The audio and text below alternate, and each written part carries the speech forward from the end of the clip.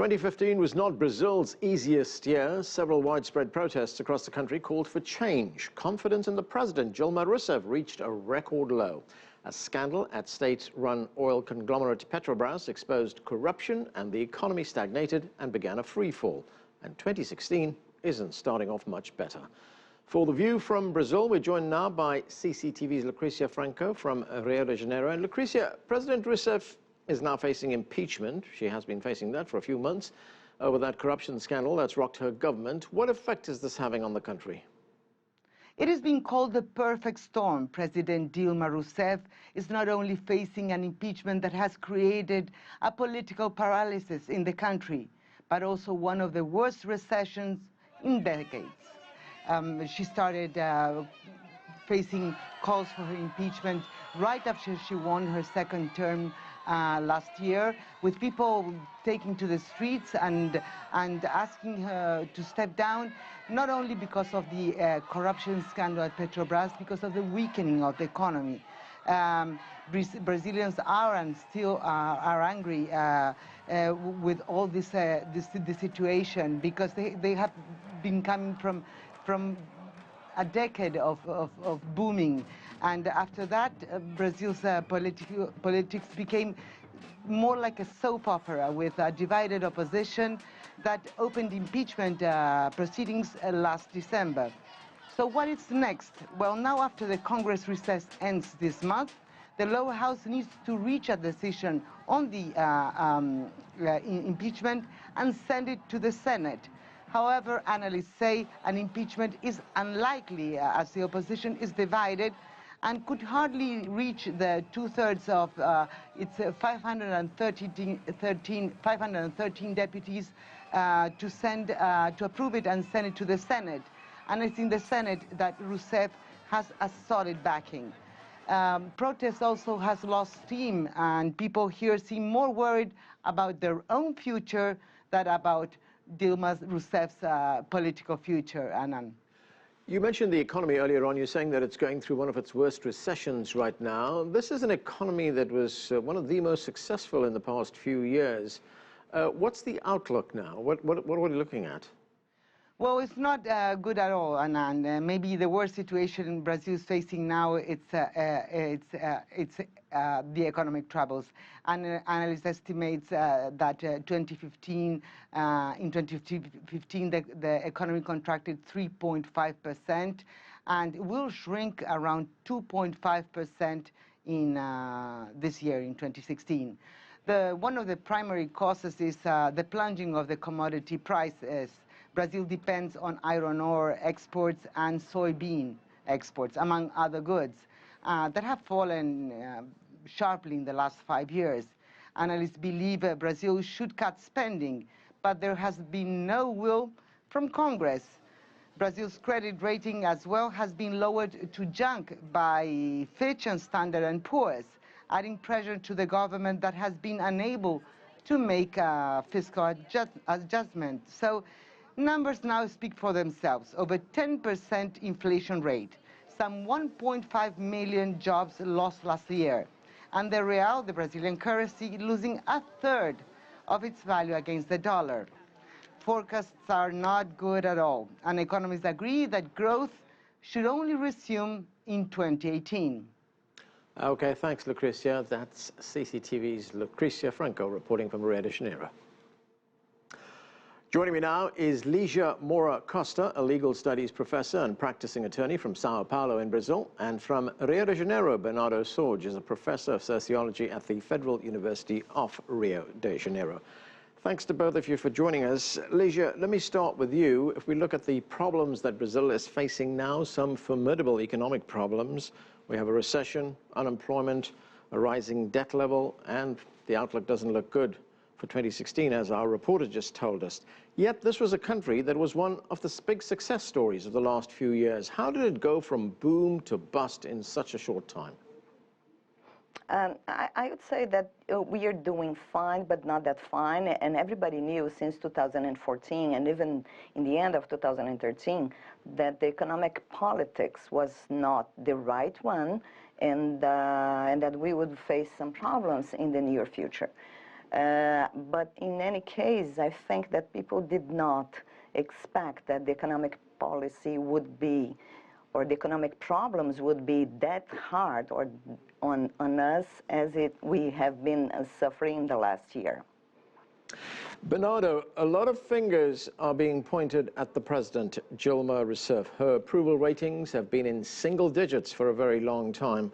Why are Brazilians so disenchanted with her government right now? Let me thank you for the question, but if I may advance in Lydia's comment, I think it's important, first of all, to remember that although we are in a triple crisis, political, economic, and even moral, this crisis is still being elaborated within the democratic institutions. This means that part of the crisis is due also to the fact that the justice system is independent, that the federal police is autonomous, and this is creating a crisis that in principle should bring improvement in the general administration of society. Now, unfortunately, President Dilma has a lot of positive aspects, but she's not a politician. She's not a politician by career. She wasn't ever elected to any public post other than presidency. She's basically a manager, and Brazil needs very good politicians in a political system where you have 28 parties in the Congress, and to produce a coalition, you need really to be a very good politician capable of unifying different parties with different interests. And in this sense, President Dilma really was not up to the job. Ligia, if we look at the Petrobras scandal, that is something that has dominated Brazilian politics for some time now. There was a poll that was published last October in which 2/3 of Brazilians blame the president for what is happening at Petrobras, or what has happened there. Why are Brazilians blaming her particularly for this? Actually, I think that the perception of Brazilians it is that she's responsible, or at least she knew about the scandal and she has done nothing. Only because, first of all, because she was Minister of Energy during the time that corruption has already started at Petrobras at the level that we have the corruption in Petrobras today. Second, she was the president of the administrative board, and as the president of the administrative board, she cannot say that she didn't know about that, otherwise what kind of president of the administrative board she has been.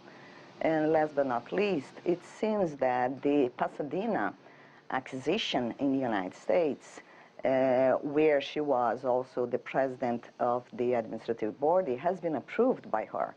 So it's quite, complicated to think that she was not responsible for what has happened in Petrobras, or at least that she did not knew, or she did not know what was actually happening in Petrobras.